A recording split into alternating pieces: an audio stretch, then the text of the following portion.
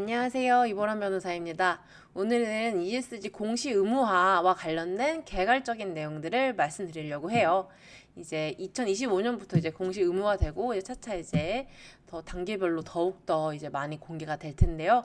ESG 공시 의무화 세 가지 포인트 왜 공시하느냐, 그리고 그거를 작성하는 기준이 무엇이냐, 그 다음에 어떻게 어디서 평가받느냐라는 부분입니다.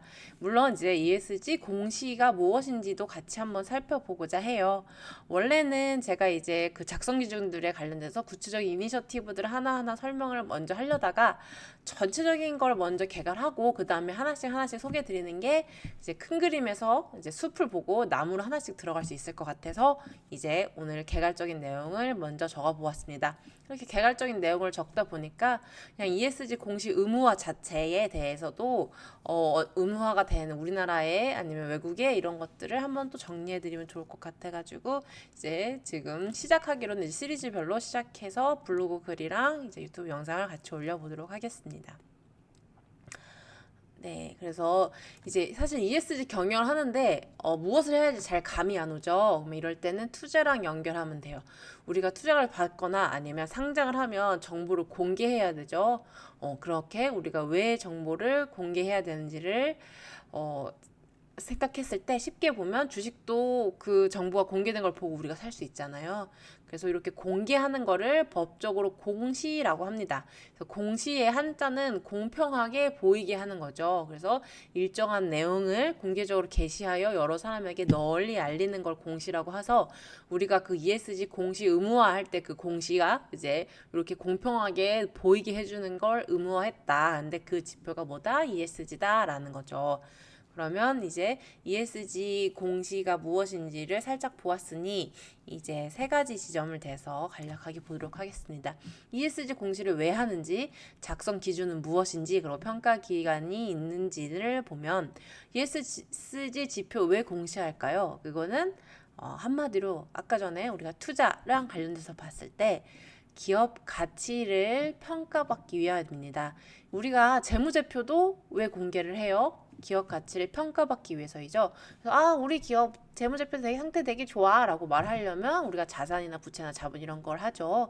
그래서 그거를 공개하는 게 사업보고서, 반기보고서, 분기보고서들이 있고 그 지표로는 연결 재무제표를 활용을 하는 뭔가 이렇게 국제적인 표준이 있는 그 형국이죠. 그런데 이제 ESG 지표 같은 경우는 이제 비재무제표인 거예요. 그러면 우리 기업 비재무제표인 ESG 경영도 되게 잘하고 있어라고 기업 평가 받을 때 얘기를 하고 싶겠죠. 그래서 우리가 기업 평가를 받기 위해서 우리는 단 그 재무 상태뿐만 아니라 비재무 상태도 굉장히 좋다라는 거를 말하기 위해서 ESG 지표를 공시하는 겁니다. 우리가 분기 보고서, 반기 보고서 쓰듯이 사업 보고서를 비재무제표도 이제 기업에서는 이제 이 명칭을 달리하긴 하지만 뭐 ESG 보고서, 지속가능 보고서, 지속가능 경영 보고서 이렇게 이런 명칭으로 이제 발간하고 공개하고 있습니다. 그러면 우리 그 재무제표 같은 경우는 연결재무제표 등 이런 구체적인 세부적인 사안들이 있는데 ESG 보고서 같은 경우는 어떤 걸 적어야 될까요? 라는 것이 궁금하시죠? 이제 그런 것들을 이제 적어놓은 많은 것들을 이니셔티브라고들 많이 해요. 그래서 되게 요거 지금 제가 작성해드린 거 말고도 되게 많은 이제 이니셔티브들이 있는데 대표적인 것들을 가지고 왔습니다. GRI가 가장 유명하고 보편적으로 사용하고 있죠. 그래서 요거는 이제 국제기구 UN과 관련돼 가지고 좀 사는 걸로 GRI라는 지표가 있고 요새 이 ISSB가 다 통폐합하고 있죠. 사스비도 이제 뭐 이렇게 같이 통폐합되고 있고 그래서 이렇게 이거는 이제 재무 회계랑 좀 연결되어 있다는 게 좀 특징인 것 같아요. 그러고 이제 TCFD는 이제 기후와 관련된 부분으로 이제 이렇게 세 가지 정도가 이제 주축이고 이제 사스비 같은 경우는 이제 이것도 회계여가지고 이제 좀 통폐합되는 과정이긴 하지만 구체적인 사업군별로 되어 있던 게 특징적입니다.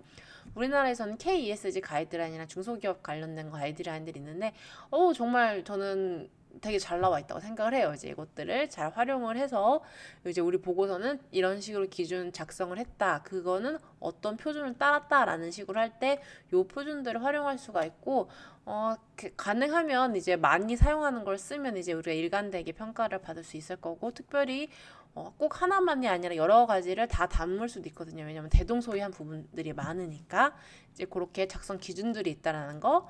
그럼 열심히 작성을 했어요. 그럼 이제 평가를 받아야겠죠. 그래서 평가 기관이 어디서 있나요? 라고 봤을 때 한국에서 가장 유명한 건 이제 ESG 기준원이 있는 거고 이제 해외에서도 이제 다양하게 이제 몇 군데가 있어야지 이거 말고도 더 있는데 이제 이렇게 보고서 평가하는 기관들이 있습니다. 이제 제가 평가 기관까지는 아마 이제 구체적으로 다루지는 않을 것 같아요. 근데 이제 ESG 공시 의무와 관련해가지고 이제 앞서 본 이제 이니셔티브들을 조금 하나씩 짚어보면서 어떤 기준들이 있는지 그리고 이것들이 이제 우리가 비재무제표를 기업 가치에 대해서 있음을 표현하기 위해서 공개할 때 어떻게 작용될지 이런 것들을 가능하면 잘 녹여서 글도 적어보고 영상도 찍어보도록 하겠습니다.